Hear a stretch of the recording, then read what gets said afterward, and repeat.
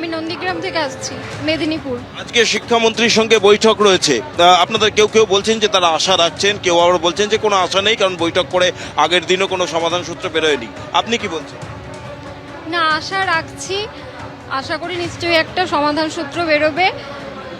Mirror image যদি পাওয়া যায় তাহলে আমরা সব দিক থেকে যে আমরা যোগ্য এটা প্রমাণিত হব, বা যারা ওয়েটিং লিস্টে রয়েছে তারাও চাকরি পাবে। এখানে আমি একটা কথাই বলতে চাই যে পাপ তোমার, সাজা আমার।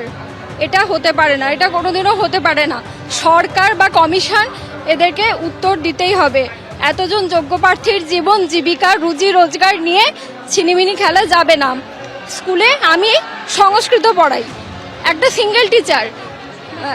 আমি চলে এসেছি, আমার আজকে স্কুলে থাকার কথা, সেখানে 11-এর ক্লাস শুরু হয়েছে, ক্লাস নেবার কেউ নেই, বাচ্চাগুলো বসে রয়েছে। আমারও ভালো লাগছে না, কিন্তু আমাকে আমার যোগ্যতার প্রমাণ এখান থেকে নিয়ে যেতে হবে। আমি স্কুলে ফিরতে চাই, আমি আমার স্কুলেই ফিরতে চাই, যেখানে আমি বৃন্দাবন চক হরে কৃষ্ণ শিক্ষা মন্দির, পূর্ব মেদিনীপুর, নন্দীগ্রাম। আপনি কোথা থেকে আসেন?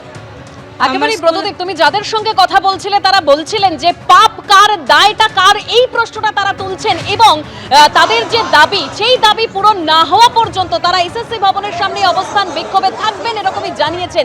কিন্তু তারা আশা এখনো রাখছেন যে কোনো রকম সমাধান সূত্র হয়তো বেরোবে। আমাদের অপর প্রতিনিধি অরিত্রিক ভট্টাচার্য রয়েছেন আমাদের সঙ্গে। অরিত্রিক,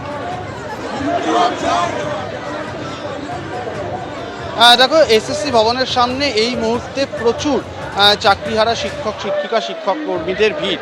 আমি আমার সঙ্গে প্রবীর রয়েছে, তাকে একটু দেখাতে বলবো ছবিটা, যে একটু আগেও যে জায়গাটা মানে কিছু মানুষ এই সার্ভিস রোডে তারা অবস্থান করছিলেন, বিশেষ করে করুণাময়ী থেকে যে মিছিল এখানে এসে পৌঁছলো, তারপরে কিন্তু সবাই এই মুহূর্তে রাস্তায় বসে পড়েছেন এবং রাস্তার একটা অংশ যে সংখ্যায় মানুষ এসছেন তার জন্য বন্ধ করে দিতে হয়েছে।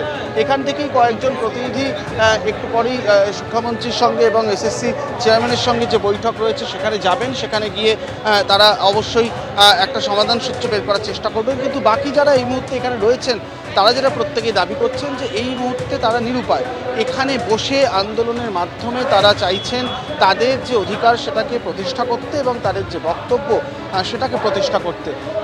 কেউ কেউ মাঝে বক্তব্য রাখছেন, বাকিরা শুনছেন, মাঝে মাঝে স্লোগান উঠছে।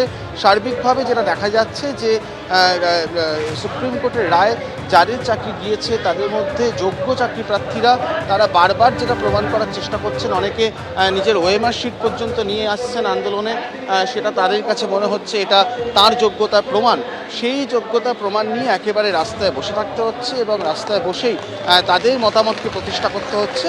আপাতত এসএসসি ভবনের সামনে এই ছবিটাই দেখা যাচ্ছে এবং যে সময় মিছিল আসছিল আমরা তার আগে দেখেছি পুলিশে 6 লাভ হয়ে গিয়েছে গোটা এলাকা। এখনও সেই পুলিশের ব্যবস্থার অনেকেই রয়েছেন, পুলিশ কর্মীদের মোতায়েনও যথেষ্ট সংখ্যায় এখনও পর্যন্ত রয়েছে। অবশ্যই আমরা জানি যে বুধবার কসবায় ডিআই অফিসে যে ঘটনা ঘটেছিল সেরকম অপ্রীতিকর ঘটনা অবশ্যই ঘটেনি, কিন্তু আজকেও যে পুলিশি নিরাপত্তার ব্যবস্থা বিধাননগর সিটি পুলিশের তরফ থেকে প্রাথমিকভাবে রাখা হয়েছে সেটাও কিন্তু অভূতপূর্ব।